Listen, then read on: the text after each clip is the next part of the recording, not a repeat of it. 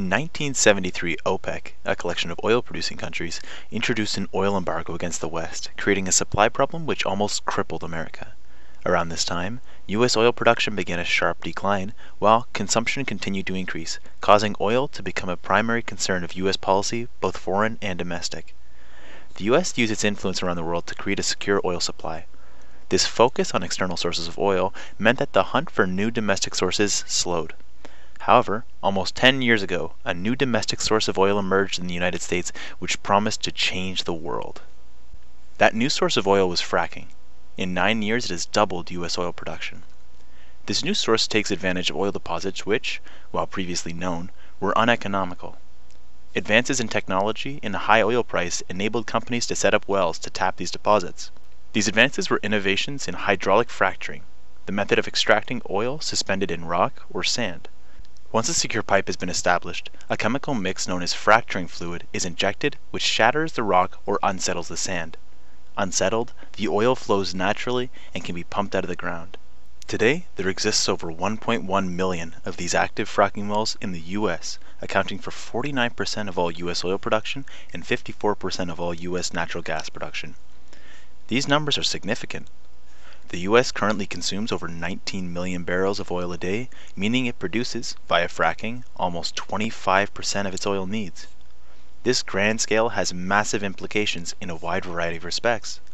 This means that the U.S. cut down on foreign imports of oil, amplified the potential dangers of fracking, and dramatically shifted the world economy. But the U.S. is also not alone in this frontier. Canada, along with the UK, Australia, and a growing number of countries have operations running. If not carefully executed and diligently monitored, the fracking process poses great risks to both human health and the environment. In fact, the effects of a fracking accident could be devastating. Some of them are real bad. I've seen chemicals come out of the side, literally the side. It looked like the mountain was bleeding. The three components of the fracking fluid, water, sand, and chemicals, need to be present in large quantities in order to create pressures great enough to break the underground shale rock. Fracking requires the use of enormous amounts of water. To complete just one of the 18 cycles a well typically experiences requires an average of 8 million gallons of water. This equates to the daily consumption of water of approximately 65,000 people. However, the chemicals involved in the process means the water becomes too contaminated and cannot be treated for reuse by humans. Neglecting to regulate the number of fracking jobs that are performed could pose serious threats to the Earth's fresh water supply. Of even greater concern are the chemicals used in the fracking fluid. Around 40,000 gallons and between 600 and 700 different chemicals get injected underground with each fracking cycle. Amongst this massive amount of chemicals are a number that are extremely toxic and some carcinogenic. Some of these toxic chemicals include hydrochloric acid, methanol, uranium, mercury, and benzene, to name a few. Leaks in the wells could contaminate underground sources of drinking water. Spills or leaks can also occur above ground, which could contaminate surface waters, soil, and endanger the nearby habitat and wildlife. Instances of contaminated drinking water sources and destroyed habitats have already been documented in areas close to fracking sites. Methane gas from underground fractures has also been known to escape and rise up into drinking water sources. In some areas, water from taps or wells can ignite when exposed to flame due to the presence of methane gas. Gas just aerating out of there.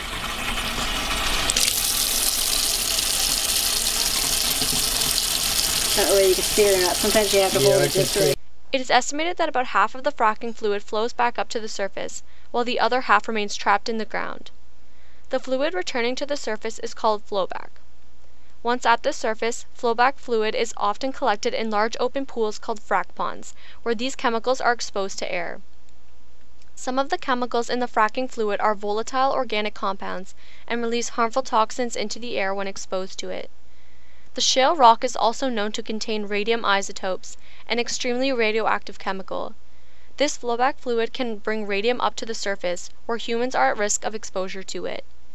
Serious health problems can occur in individuals exposed to these chemicals from spills, through drinking contaminated water, and by breathing in toxic air.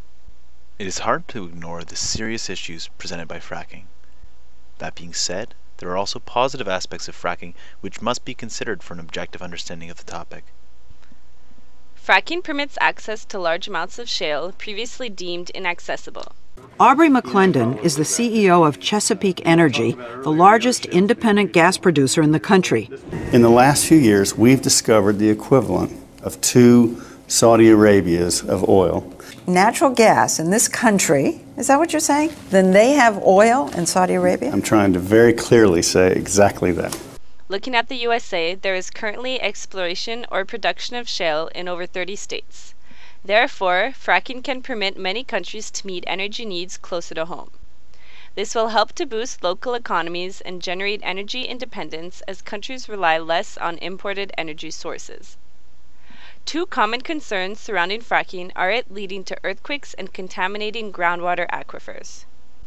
However, the chemical used in the fracking process are at such low concentrations that 99% of the fracking mixture is sand and water.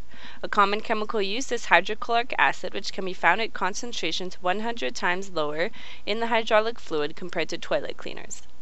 It is unlikely that the cracks formed by hydraulic fracturing will contaminate shallow drinking water aquifers because most target shale formations are located 1,000 to 3,000 meters below the Earth's surface.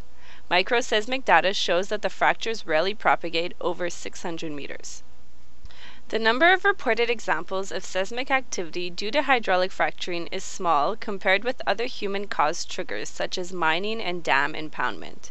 This, combined with robust regulation, greatly reduces the risk of seismic activity. Not only is shale gas much cheaper than imported oil, but its production will aid many countries meet their climate change obligations. Only a small fraction of energy needs are currently satisfied by renewables. Over 50% is satisfied by coal and the rest natural gas. Natural gas burnt for electricity generates half the CO2 emissions that coal does during combustion. If leaks of natural gas can be minimized, the greenhouse gas benefits of this transformation are important, especially as we move towards a renewables-based future. Furthermore, coal generates billions of tons of toxic coal ash each year that can impact water and air quality and human health. Therefore, replacing coal with natural gas for electricity generation will result in important air quality benefits. So there we have it. Fracking has the ability to provide us with energy security and independence, allowing us to meet the current energy demands of the country using a resource that serves as a cleaner alternative to the large carbon dioxide producing resource that is coal. On the other hand, fracking places extreme strain on the environment, most notably in the consumption and contamination of enormous amounts of water, one of the Earth's most valuable and precious resources. The question now becomes, do we continue our fracking practices in order to fulfill the energy demands of the country, despite the extreme environmental effects? Do we continue to invest money into the research and development of fracking activities in the hopes of potentially perfecting our extraction techniques and minimizing environmental impact? Or, with such severe environmental risks, do we move away from this method completely, investing our time, money, and manpower into developing our renewable energy resources, which are currently unable to meet the energy demands of the country? You decide.